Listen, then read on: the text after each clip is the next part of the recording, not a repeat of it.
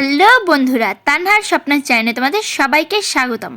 আজকে আমি রান্না করব চুই ঝাল দিয়ে রসুন দিয়ে গরুর গোশ ভুনা। আমি এখানে 2 কেজি গরুর গোশ নিয়েছিলাম। গোশটাকে ভালো করে কেটে সাইজ করে নেব। আর গোশটা দেখো একদম তেলালা ভালো গোশ। তারপরে আমি নিয়েছিলাম চুই ঝাল। চুই ঝাল চিকুনটার থেকে মোটাটা খেতে স্বাদ বেশি হয়। প্রথমে ভালো করে ছুলে নেব, তারপর পিস পিস করে কেটে নেব। কাটা হয়ে গেলে আমি গোশটাকে ধুয়ে দিয়ে দিলাম কড়াইতে। দিয়ে দেবো অনেকটা পরিমাণে পেঁয়াজ।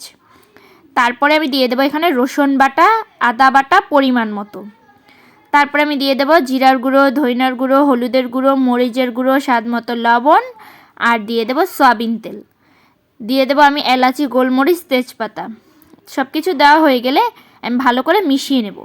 আমি এটাকে চামিচের সাহায্যে মিশিয়েছি, তোমরা চাইলে হাত দিয়েও মিশাতে পারো। হাত দিয়ে মেশালে একটু ভালো হয়, তবে আমি হাতে ভরাতে চাই তাই চামচ দিয়ে দিয়েছি। ভালো করে মেশানো হয়ে গেলে এটাকে ঢেকে ঢেকে ভালো করে কষাতে দিয়ে দেব। আমি এই গরুর গোশটা সম্পূর্ণ রান্না করব চুলোতে। কোনো রকম কোনো প্রেশার কুকারে দেবো না, কোনো রকম কোনো সিটি হবে না, সম্পূর্ণ চুলায়। এই চুলায় রান্না গোশের স্বাদই একটা আলাদা।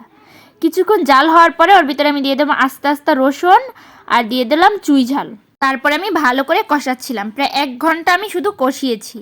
1 ঘন্টা কষানোর পর এর ভিতরে আমি দিয়ে দিলাম ঝোল। ঝোল দিয়ে ঢেকে ঢেকে আরও কিছু সময় রান্না করে নিলাম। ব্যাস হয়ে গেল। আসলে প্রেশার কুকারের স্বাদ প্রেশার কুকারে, আর চুলায় রান্নার স্বাদ চুলায় রান্নায়। আমি এখানে রান্নার শেষে একটা সুন্দর প্লেট সাজিয়ে নিলাম। এখানে ছিল পোলাও ভাত, ছিল পেঁয়াজ, টমেটো, কাঁচামরিচ, একটা শাকভাজি আর গোশ। ফার্স্টে আমি নিয়েছিলাম একটা রসুন, 1 পিস গোশ আর চুই ঝাল। চুই ঝালটা অনেক মজা ছিল। অন্য অন্য দিনের থেকে আজকের চুই ঝালের স্বাদই ছিল একটা আলাদা। চুই ঝাল কীভাবে খেতে হয় সেটা তো তোমরা সবাই জানো, একদম শাকের ডাঁটার মতো চিবিয়ে চিবিয়ে খেতে হয়। আমি রাতারাতি ভয়েস দিতে যেয়ে আমার জিভে পানি চলে আসতেছে, এত স্বাদ ছিল খাবারটা। আর অবশ্যই তোমাদেরও আসতেছে। কোনো ব্যাপার না, বাসায় রান্না করা নিজেরা খাও, অন্যের খাবারে নজর দিও না, ঠিক আছে? আর আমার ভিডিও ভালো লাগলে লাইক, কমেন্ট, সাবস্ক্রাইব, ফলো সব কিছু করে দিও।